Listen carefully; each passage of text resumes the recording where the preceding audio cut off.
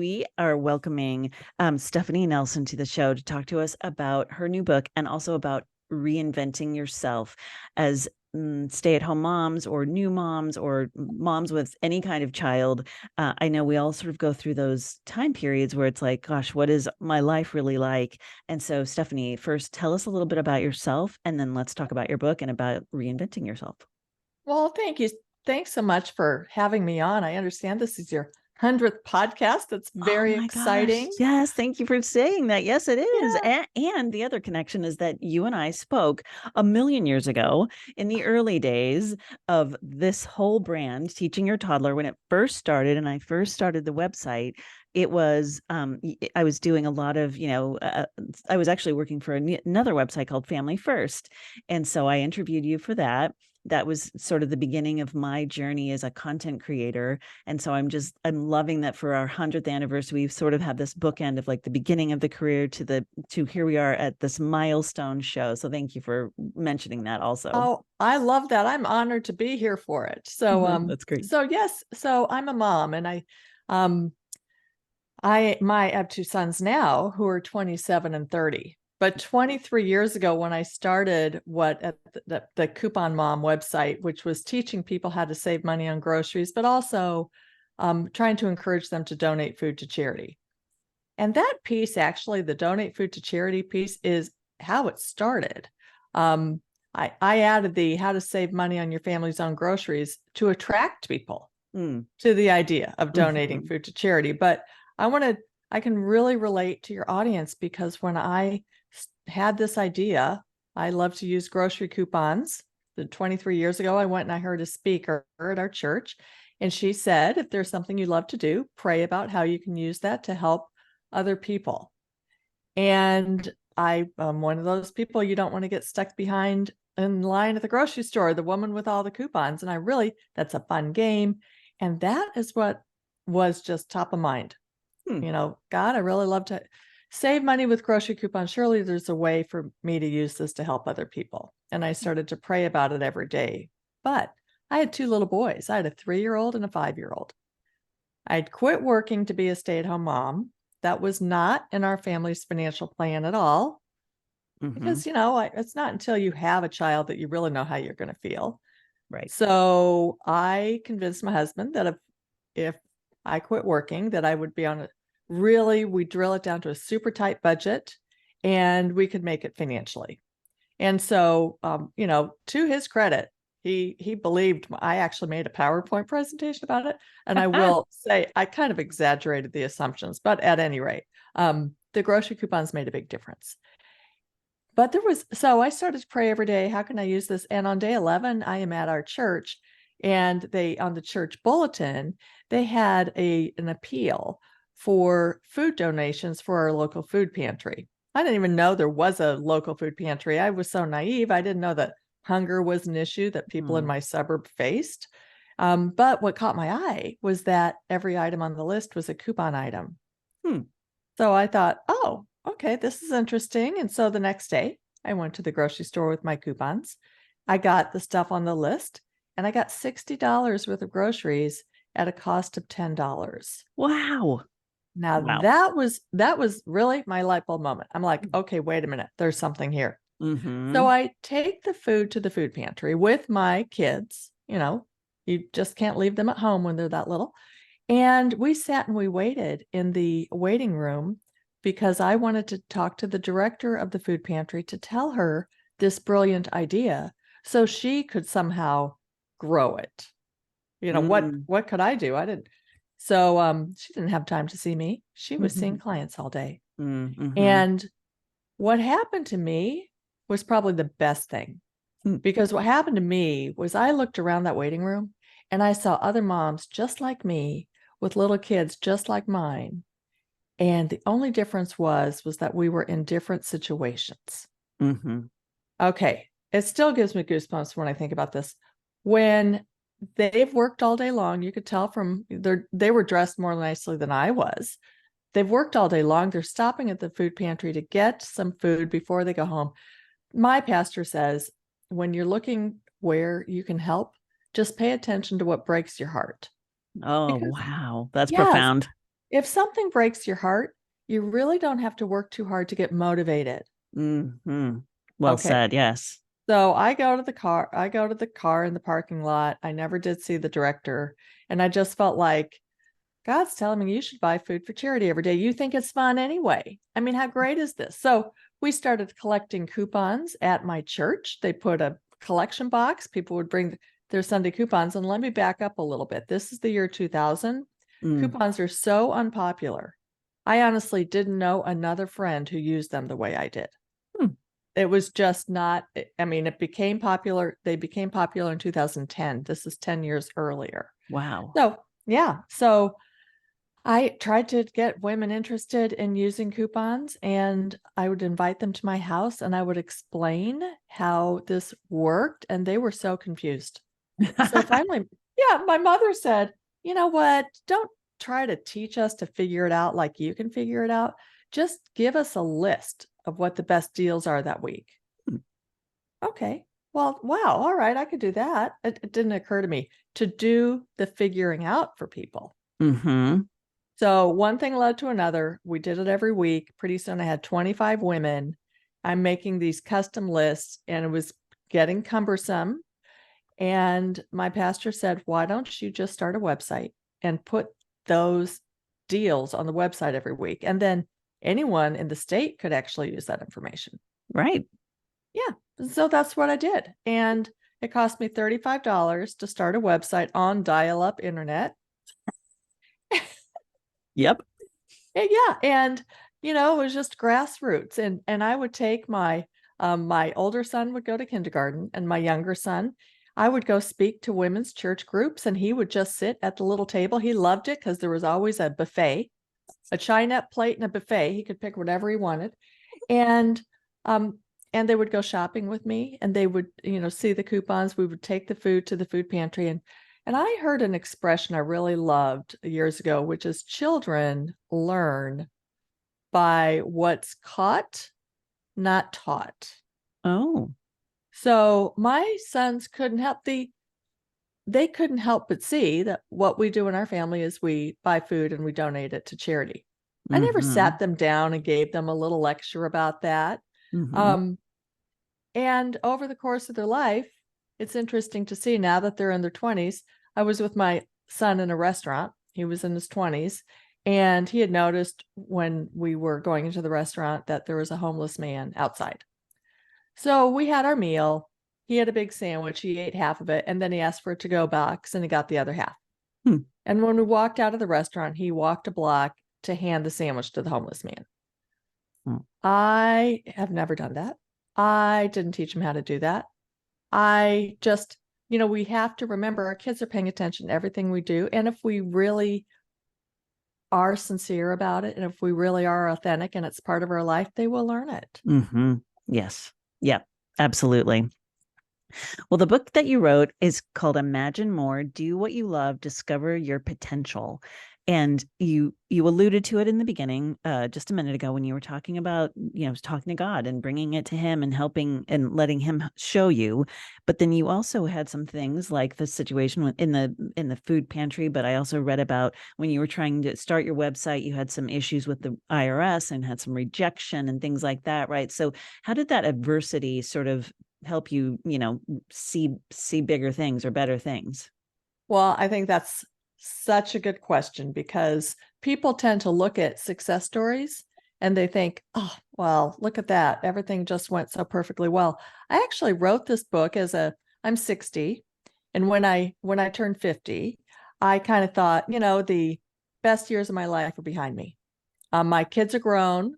So that job is done. By the way, it's not done. All right. 10 years later, I'll tell you it's never done. Their problems get harder too, by the way, don't they? As they get older, bigger problems. And sometimes the wonderful things too. Yes, yes, of Your kids course. just call you to talk to you, you know, Oh, as their friend, as yes. an adult. But I wanted my sons to understand the backstory, just my sons. So I went to a writer's workshop. I learned how to write a book. I got a coach. I didn't intend to publish it. It's very hard to get a book published, by the way. Mm. So I just thought, maybe I won't, by the time my sons are interested in this story, I might not be here anymore, but I want it in writing. And Mhm. then, it's another story, but a publisher came to me and they published it. And now my sons have both read it because it's a real book between two covers. Yeah. Yes. And so the whole idea was my older son is a business analyst and he is 30 and he read my whole story, the backstory, the rejections, the challenges, the failures. And he called me up and he said, Mom, I didn't realize all of this. It's an unbelievable story. And so the story I wanted people to really understand is that I never did a big thing, first of all. It looks like a big thing. It ended up being a multi-million-dollar business. It ended up, being national. It ended up helping a lot of people. It was a free service. We never charged the people a fee to use it. It made me so happy. Mm. I mean, and it started with a prayer. It started with a prayer. Lord, please show me how I can use what I love. But as I was going along in the first 3 years of trying to get this thing off the ground, it really didn't catch on very much. Just grassroots right around my immediate community. And Mhm. I had a dream that it would be something people would use nationally because it was available nationally. Mhm. It was free. We just had to get people to learn about it. I didn't have any staff and I didn't have any money. And anyone who has a business knows that the way to grow it is marketing people, PR people, a computer programmer, all kinds of things. And I just told you our family was on a budget. So my pastor said, well, if you were a 501c3 nonprofit organization, you could get grants. I thought, well, okay, that makes sense. So Mhm. our church accountant, took me on as a pro bono client, submitted an application for this project to get grants. And I got a call from the IRS agent, and this was the greatest rejection I've ever had in my life. This I thought was a shoo-in. And they said, no, you don't qualify. And they had a reason, which ended up just PS. The reason was wrong. So if we had contested this, we would have become a 501c3 organization. But I'll tell you what, when the IRS agent called me, I actually cried on the phone. Oh. The woman felt so sorry for me. She said, you know what? You can withdraw your application so there's no record of this rejection. We can do that for you. And then later on, if you want to apply again, maybe it'll go through. Mm. So we withdrew the application and I never did apply it because here's what happened the very next day. I was so heartbroken over this that I'd never done this. I closed the door in my bedroom Sunday night at 9:30. I got on my knees next to my bed and I asked God to take this obsessive drive away from me. I said, I'll keep doing the website because there were people who loved it locally who used it. Mhm. It's not enough to make any, critical mass to be able to sell ads or anything like that. But Mhm. I could continue doing that. I loved it, but just to stop driving everyone crazy, trying to have this thing be national. Mhm. And, whenever we go to God and just like throw it in front of him, just doing that, you feel more at peace. Yes. And so I thought he was telling me I thought this was like God's message to me that what I was doing wasn't the best thing, that I'd be a better mother if I stopped doing this project on the side and just really paid attention to my kids more. That's how I felt because we do this, right? I Mhm. shouldn't have something of my own, I should just be Mhm. so focused. By the way, my kids both turned out well in spite of the fact that perhaps I spent a lot of time on my project. So the next morning, I got a phone call, and it was from a man I knew at a PR agency. And he said, how did you get Clark Howard to talk about your website on the radio? And Clark Howard is a national financial expert, but I live in Atlanta where he is based. In Atlanta, everybody knows Clark Howard, and Mm. everybody knows that Clark Howard is extremely ethical. He will not take any money from companies. He will not do sponsorship deals. So if he recommends something, you can trust it's good. Mhm. Okay, my website went crazy. And then Wow. the PR guy said, hey, you got to use this. Call up the local TV stations and tell them that Clark Howard's talking about your website. They'll have you on. And so I did. Wow. And they did have me on. And the day I went on local TV, I met a man who was another guest on the show. And he loved the whole concept of you can use coupons to get free food for charity. Mm-hmm. And he said, this has to go on national TV. And he essentially got me on Good Morning America. Wow. And that changed everything. Yes. As soon as it went on Good Morning America, and I just thought the financial person on Good Morning America would recommend my website. Mm-hmm. That's what I was hoping for.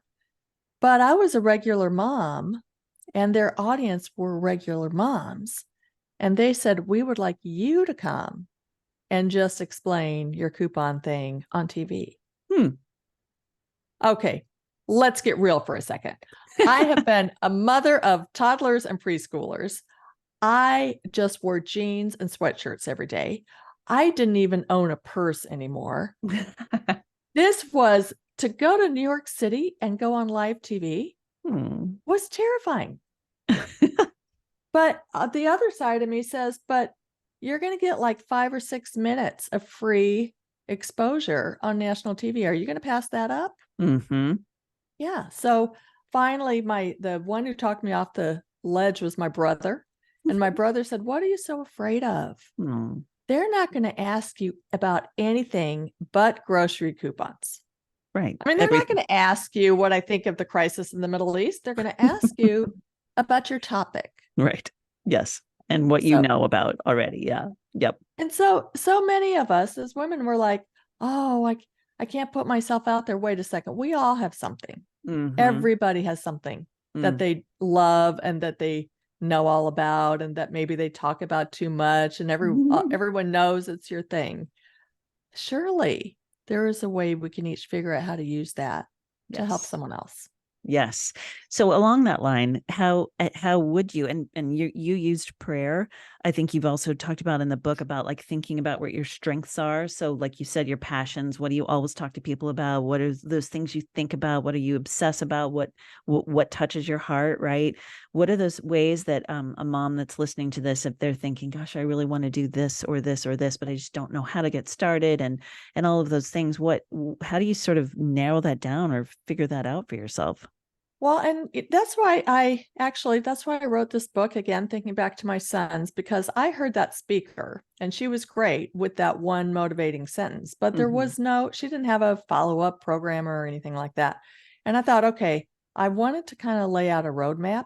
Like your first step is, like you said, I call it, what is your superpower?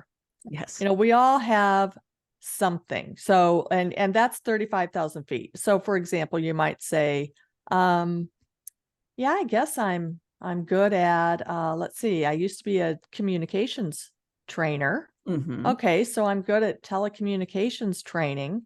Okay, back up a little bit. You're good at teaching. Okay, back up a little bit more. You're good at communicating.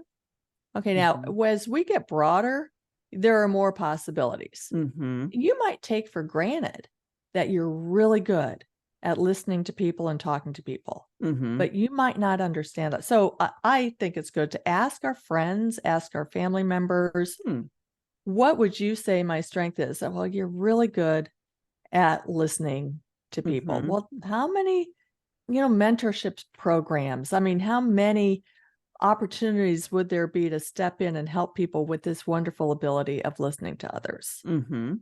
It doesn't have to be what you think is a tangible skill. It just, sometimes we're blind to what we're so good at because it comes so easily to us. Oh, well, that's well said. Yeah, right. It's so obvious to us. We don't think, oh, people don't like to do that, or they aren't comfortable doing that, or whatever. Right. Right. And then I call it paying attention. So the next step for me was, when we are like thinking in our head, whether faith is important to you or not is not the issue. The issue is if you are being intentional with this thought. So if your thought is, okay, you know what, I'm good at this. I am going to start paying attention to where I might be able to plug that in my immediate area. I want to say it's super important for me when I was home with my 2 kids, Mm-hmm. I had made a big decision, a big sacrifice to be home with my kids. I wasn't about to give that up. Mm-hmm. So, what is out there that would fit in the context of the life I love? Mm-hmm. I could have said, oh, I should be teaching grocery coupon workshops all around the country, and I'll travel and leave my kids home with my husband, and I'll travel. That wouldn't have worked in my life. Mm-hmm. Right. The website out of my house worked for my life, Mm-hmm. Yeah. on my off time.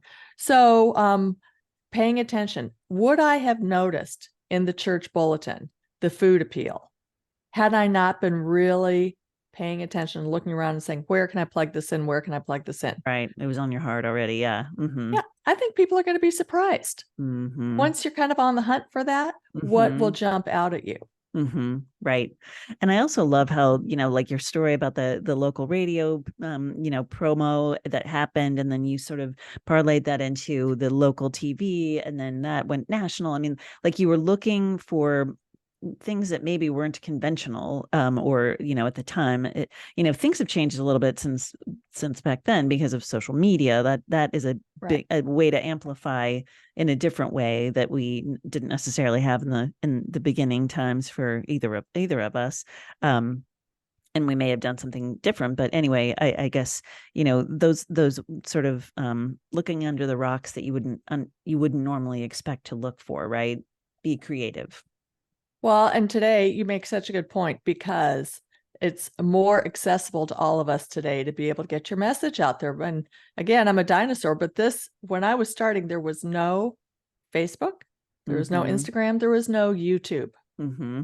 Right. All right. So today, if a mom has an idea, how wonderful that from your home with your phone, you can make videos, you can do a podcast, you can do a blog, you can have a great Instagram page, you can have a great, whatever your medium is, you have full access to it at zero cost from your home. How wonderful is that? Right. Yes. Yeah. It does make things so much different. I think about like your story about going to New York and being on the show and all that. I mean, I did the same thing with my book way back when, and I got to go to New York, and it was really scary but exciting, and all those things. And now I just think, how much different would it have been the way I found people to be in my book and all of the things like that, now that you've got this different resource to leverage through social media. I did actually find a couple way back in the early days. A couple of mine did come through like tweets, like Twitter. I actually found people to be in my book through Twitter, which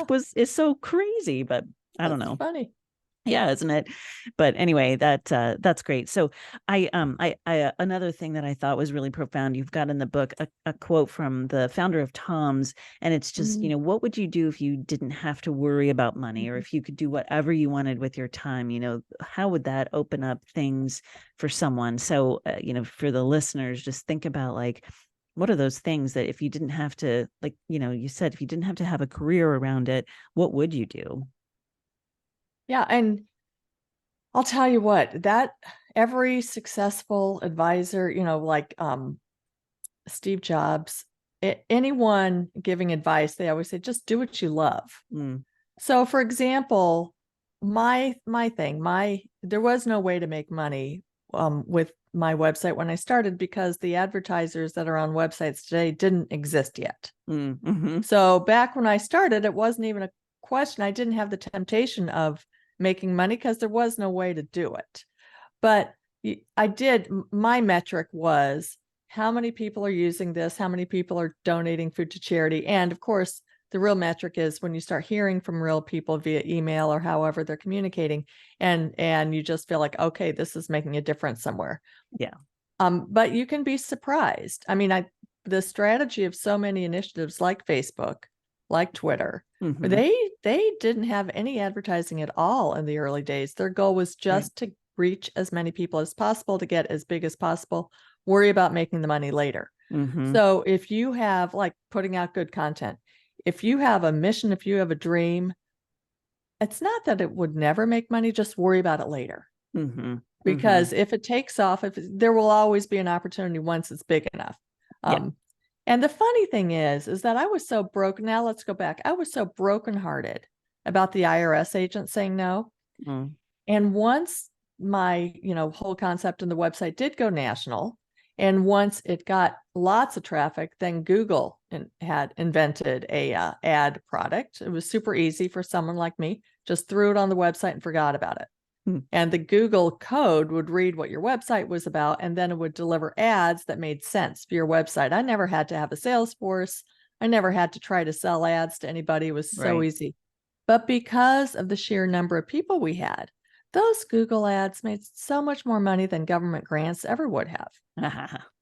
And we grew much faster. We never would have been able to afford the level of talent that I was able to hire eventually with government grants. I didn't have to spend any time writing grant applications. So my accountant, that same accountant, he would say to me every year, the best thing that ever happened to you is getting rejected by the IRS. And truly, in his 30 years of practice, I was the only client he'd ever had who was rejected by the IRS. Wow.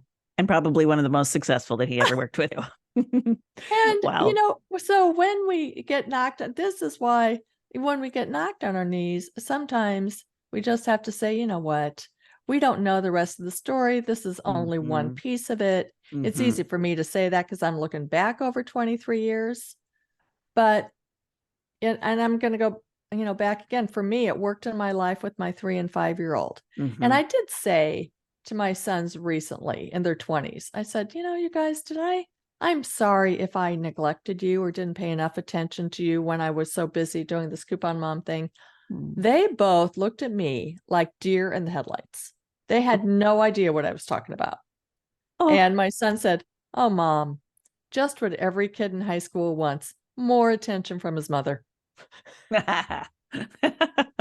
So we beat ourselves up over our parenting, and we're just making it up. Yeah. Yeah. Oh, well, I love that. I love that idea of just, if someone's listening and they're thinking about these ideas and they're thinking they're so hard and there's so many things to think about that you really just need to open yourself up to, what is possible. Maybe it's not going to be the way you think it's going to be, right? Like you just said, you thought you were going to be a 501c3, you ended up not and had much more success. So as someone thinks through, like, what could I do? Just keep an open mind, I think, and keep looking and keep thinking and keep, talking to people, right? Like your friends and people, you never know who has connections to things that you can't even think of right now. Right. That's right. I called it pivotal people because when I looked at my story over 23 years, you see all the people who came into the story. So you might not even be a person who starts something, but when you start paying attention, you might see a person who has started something who needs you, who needs your particular skill. Right. Because when I looked at my story, there were 4 people specifically. Had they not stepped into the story, it never would have taken off nationally. Extremely pivotal people. And the funny thing is that, of course, I reached out to each one of them and I wrote chapters about them and I share the chapters with them. Not one of them realized how pivotal they were. Because they're like, well, that was no big deal. What I did. No, what you did, like not just changed my life, but hopefully people who benefited. And I do have to throw something in, and we will talk about this, I'm sure, but yes, our website made more money but today we actually give grants. So had you been a 501c3, but we don't give grants to 501c3s. We give grants to people who are not 501c3s. Like little people, like people who have a dream, who are starting something like me, a mom. I share the story in the book that when I first started this with the 3 and 5-year-old, no money, but you do have expenses. So I started this on dial-up internet. I told you that. So when I was eating my yogurt one day, on the lid of the yogurt, there was a contest. And it was an essay contest for people who were starting charitable projects. And the prize was $1,000. So I entered, and I was probably the only one who entered. I won, and I got $1,000. And I felt like that was $1 million. And I bought my first computer, and I upgraded my internet to DSL, which was a little faster than dial-up. Right. But I'll tell you what really mattered. And I still have it. I found it the other day. What mattered was the letter that the company sent to me as why they picked my project and why they thought it was worthwhile. Oh, And that I call affirmation. And so this book, I already said this book deal I got was quite a surprise. I'm super thankful for it. It's with one of my favorite publishers, Nelson Books, and they gave me an advance, which is they give you money and you don't have to give it back. Let me just put it that way. And I didn't expect it. So all of the money, we're using all of the money to give what I call Imagine More grants to people who are just like the yogurt company, people who are starting things, but they could use a little bit of money. So our grants, the tagline is we give small grants to people with big dreams. And I have a page on my website where people can apply for grants. And I'll just tell you, we don't exactly have a selection committee. It's me sitting at my kitchen table, probably crying over these stories. But and then we have a Facebook group. So my dream is that we would have a group of dreamers and we could perhaps connect maybe by Zoom workshops. I have experts who can come in and teach things. Perhaps we can meet in person. Perhaps we can have mentoring phone calls, all kinds of connections, because I learned in my journey that connections made all the difference. yes. Yeah. Yes. And oh, wow. yeah. That's great. What a great way to sort of pass on, pass along what you benefited from for others, to just amplify again that benefit for people. That's fantastic. And I'm sure that just keeps growing when you do that kind of thing, when you plant those seeds. I believe that God just rewards us that way. So that I think that's great. And there's nothing, selfishly, there is nothing more inspiring than being with the dreamer. Yes. When people are at the beginning of their dream, it's just so exciting. So that's where I am I just want to be a part of that if I can be. Oh, that's great. Well, It's hopefully fun. someone listening will be inspired and possibly look this up. So speaking of that, how do people find you? How do they find the book? And how would they, if they were interested in this grant program, what would they do there? Okay. So the book is sold everywhere. So any online site. We'll have links in the show notes, of course, too. Sure. And my website is my name, stephanienelson.com. And you go there and there's a tab that says Imagine More. If you go to the Imagine More page, you'll find the grant application and our Facebook group. And it's a private Facebook group. So I'm just looking forward to seeing what happens. Yeah. Yeah. Absolutely. Great. Well, Stephanie, thank you so much again. It's been a pleasure speaking to you. I'm so happy that you were part of our 100th episode.